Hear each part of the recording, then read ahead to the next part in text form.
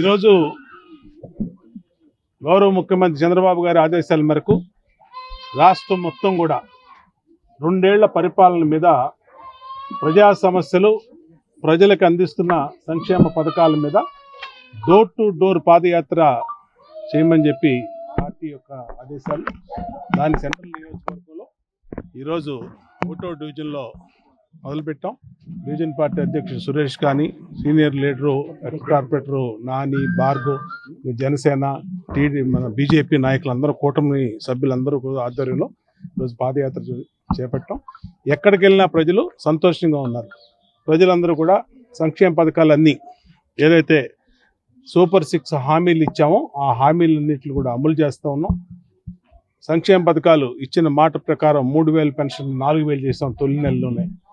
అట్లాగే మహిళలందరికీ గుదిబండలాగా మారిన గ్యాస్ బండని 3 సిలిండర్ ఉచితంగా ఇస్తున్నాం. అంతేకాకుండా తల్లికి వందనం, ఎంతమంది పిల్లలు ఉంటే అంతమంది తల్లికి వందనం ఇస్తున్నాం. అట్లాగే అన్ని సంక్షేమ పథకాలు కూడా ఇవ్వటం వల్ల ప్రజలు సంతోషం వ్యక్తం చేస్తున్నారు. ఇంకా ఈ రోడ్లు, స్ట్రీట్ లైట్లు వీటి మీద సెంట్రల్ నియోజకవర్గం ఇప్పటికీ 550 కోట్ల రూపాయలు అభివృద్ధి పనుల మీద ఖర్చు పెట్టాం. భవిష్యత్తులో కూడా ఇంకా మిగిలినటువంటి పనులు కూడా పూర్తి చేస్తామని తెలియజేస్తాం.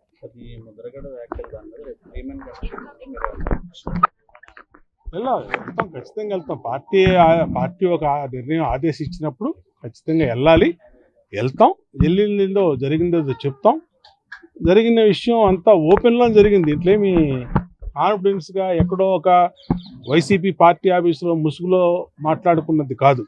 అందరూ జనసేన నాయకులు, టీడీపీ నాయకులు, వైసీపీ నాయకులు, కాపు నాయకులు అందరూ ఉన్నటువంటి సందర్భంలో ఇది ఓపెన్గా జరిగింది.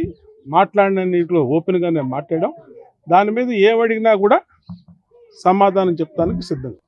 అంటే జక్కంపూడి రాజా కార్యక్రమానికి రాధా వెళ్ళారు, జ్యోతులు గారు వాళ్ళ అబ్బాయి కూడా అది పార్టీని అడగాలి, నాకు సంబంధం లేదు. నా వరకు అయితే నాకు చెప్పిన మెసేజ్ ప్రకారం, నాకు ఇచ్చినటువంటి సందేశం ప్రకారం రేపు సాయంత్రం 4 గంటలకి పార్టీ ఆఫీస్కి రమ్మన్నారు, మాట్లాడుకుందాం అన్నారు. ఖచ్చితంగా వెళ్తా. వాళ్ళకి ఏం వివరణ కావాలో, ఏం డౌట్లు ఉన్నాయో అన్నీ కూడా క్లియర్ చేస్తాను. ముద్రగడ్డ ఉద్యమాన్ని లైట్ తీసుకోవడం వల్లే అప్పట్లో 2019లో టీడీపీ ఓడిపోయిందనే వ్యాఖ్యల మీద కూడా పార్టీలో నడుస్తూ ఉందంటే అప్పుడు మీరు చేసిన వ్యాఖ్యలకి ఎందుకని అంత విపరీతార్థం? అంటే అది వాస్తవాలండి. ఇప్పుడు 2014 నుంచి 19 వరకు ఏం జరిగిందో మీడియా తెలుసు, ప్రజలకు తెలుసు, కాపులకు తెలుసు, పార్టీకి తెలుసు, అందరికీ తెలుసు. తెలిసిన విషయమే నేను ఆ రోజు ముద్రగడ్డ గారి సంస్కరణ సభలో ముద్రగడ్డ గారి గురించి మాట్లాడకుండా లేదంటే ఇంకొకళ్ళ గురించి ఎలా మాట్లాడతాం? ముద్రగడ్డ గారి గురించి మాట్లాడాలి. ఆయన ఏం చేశాడు, ఎలా చేశాడు, ఏం జరిగింది అనేది నాకు ఆ అంశం తోచింది. ఆ అంశం గురించి, ఎందుకంటే నాకు 1988 నుంచి ముద్రగడ్డ గారితో సంబంధాలు ఉన్నాయి. ఆ రోజు కాపునాడు ఇక్కడ పెట్టినప్పటి నుంచి కూడా మేము సన్నిహితంగా మెలిగినవాళ్ళం. కాబట్టి అప్పటి నుంచి 1988 జూలై 10వ తారీఖు నాడు విజయవాడలో కాపునాడు జరిగింది. అప్పటి నుంచి మాకు సంబంధాలు ఉన్నాయి.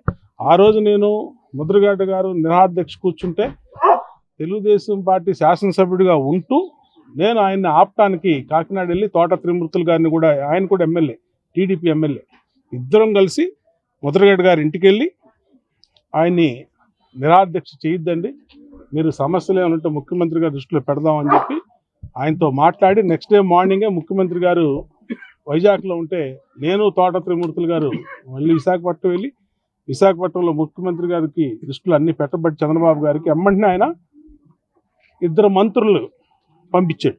అచ్చెన్నాయుడును ఇంకో మంత్రి కిర్లంపూడి వెళ్ళి కిర్లంపూడిలో ఆయనతో మాట్లాడి ఆయన అడిగిన విషయాలన్నింటినీ కూడా పరిశీలిస్తామని చెప్పి హామీ ఇచ్చి ప్రభుత్వం తరఫున చేశారు.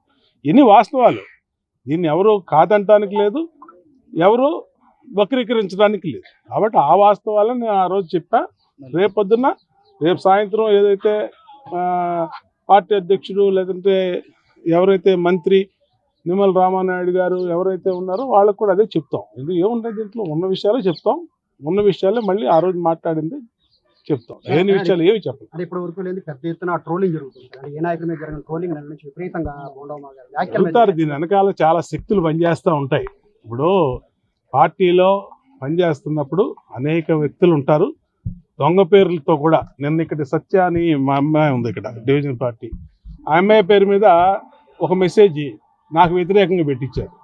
నేను అమ్మంటే ఆ అమ్మాయిని సత్య ఇక్కడే ఉంది అడిగితే వెంటనే ఆ అమ్మాయి చెప్పింది, అసలు నాకు తెలియదన్నా ఈ మెసేజ్ గురించి గ్రూపుల్లో పెట్టారు అని చెప్పి ఆ అమ్మాయి సత్య వీడియో రిలీజ్ చేసింది. అట్లాగా కొన్ని దుష్ట శక్తులు అన్ని చోట్ల ఉంటాయి, అన్ని చోట్ల ఆ దుష్ట శక్తులు అదే పని చేస్తూ ఉంటాయి.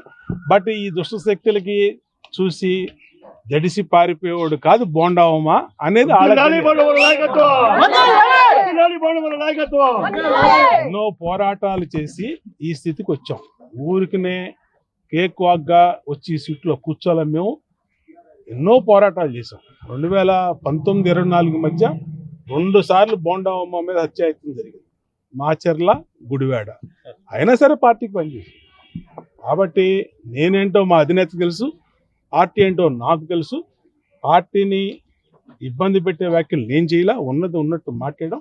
రేపు ఏదన్నా కమిటీ మాట్లాడినప్పుడు అదే విషయాన్ని వాళ్ళకి చెప్తా.